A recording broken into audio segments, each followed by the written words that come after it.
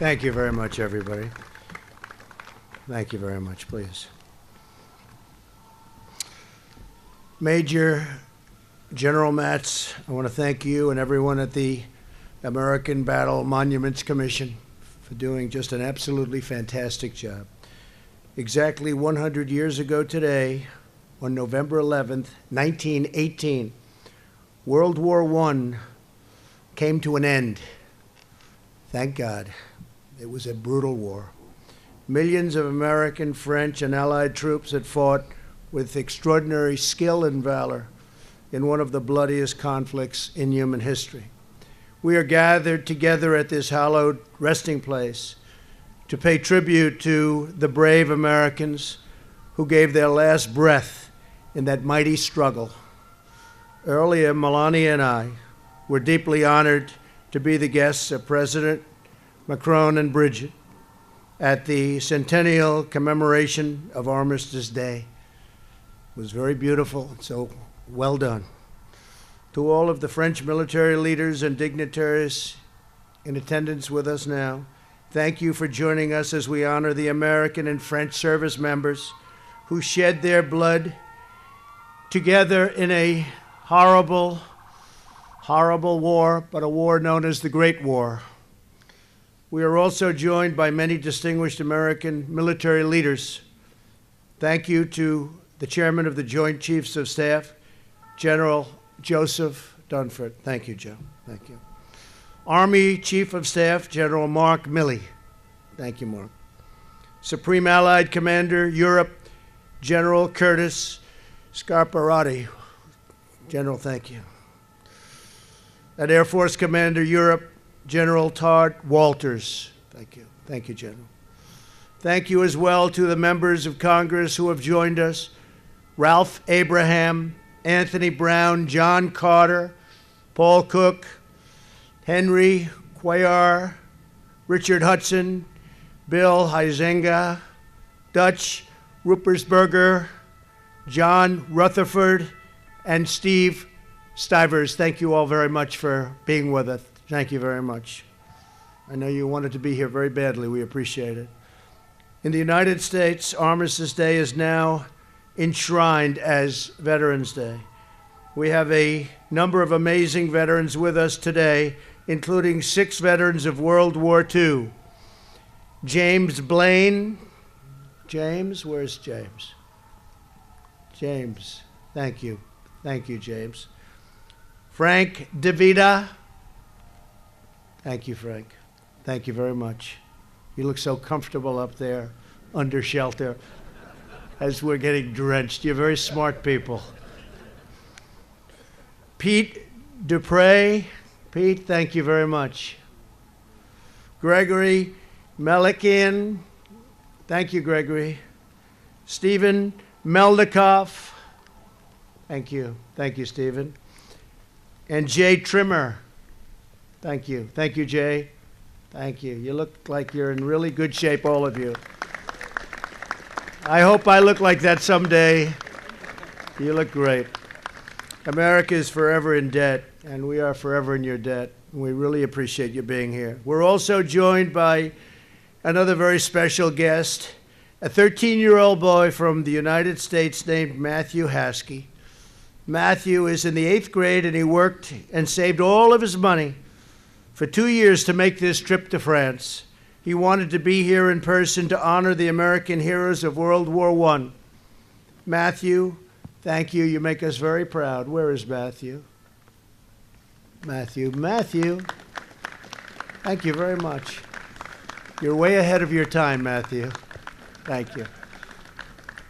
On this day in the year 1918, church bells rang, families embraced, and celebrations, as you know, filled the streets like never before in towns throughout Europe and the United States. But victory had come at a terrible cost. Among the Allied forces, more than 1 million French soldiers and 116,000 American service members had been killed by the war's end. Millions more were wounded. Countless would come home bearing the lasting scars of trench warfare and the grisly horrors of chemical weapons. During the final battle of the war, over 26,000 Americans lost their lives, and more than 95,000 were wounded. It was the single deadliest battle in United States history. Think of that. 26,000 Americans lost their lives in a battle.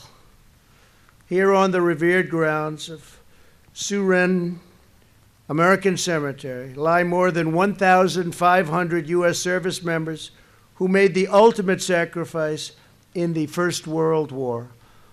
Among those buried here are legendary Marines who fought in the Battle of Belleau Wood. In that treacherous forest and the surrounding fields, American Marine soldiers and Allied forces fought, and they fought through hell to turn the tide of the war, and that's what they did. They turned the tide of the war. It was in that battle that our Marines earned the nickname Devil Dogs, arising from the German description of their ferocious fighting spirit. John Kelly knows that name, Devil Dogs, very well, John, right? Earlier this year, President Macron presented an oak sapling from Belleau Wood as a gift to our nation, an enduring reminder of our friendship sealed in battle. We fought well together. You could not fight better than we fought together.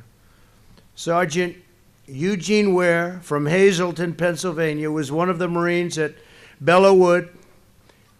Eugene raced straight into a barrage of enemy fire like no one has ever seen before, to bandage his friend's wounds and carry him back to safety.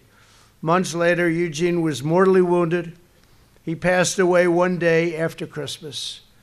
His mother would come right here to mourn by the grave of her precious son. She loved him so much. She was one of the thousands of American moms and dads whose beloved children found their final resting place on the hillside of Suresnes. Each of these marble crosses and stars of David marks the life of an American warrior. Great, great warriors they are, who gave everything for family, country, God, and freedom. Through rain, hail, snow, mud, poisonous gas, bullets, and mortar, they held the line and pushed onward to victory. It was a great, great victory. Costly victory, but a great victory. Never knowing if they would ever again see their families or ever again hold their loved ones. Here are the words of a young soldier named Sergeant Paul Maynard from a letter he wrote only a few days before the end of the war. Dear Mother, I think of you all at home, and I know if I am spared to get back, that I shall appreciate home more than ever, ever before. It will seem like heaven to me to be once more where there is peace and only peace. On November 11th, 1918, Paul died in the final hours of battle, just before the end. No, sadly, he did not make it. He was among the countless young men who never returned home, but through their sacrifice, they ascended to peace in heaven. Rest in peace, Paul.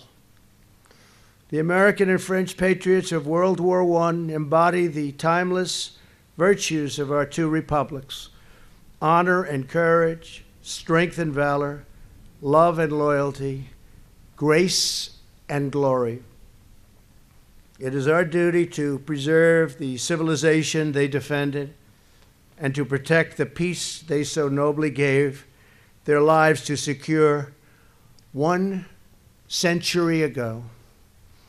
It is now my great honor to present Major General William Matz with an American flag as a symbol of our nation's gratitude to the American battle monuments.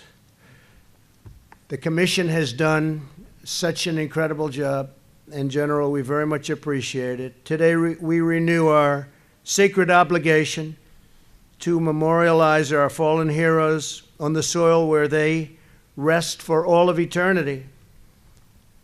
Thank you very much. And General, this is a great honor. Thank you very much. Thank you.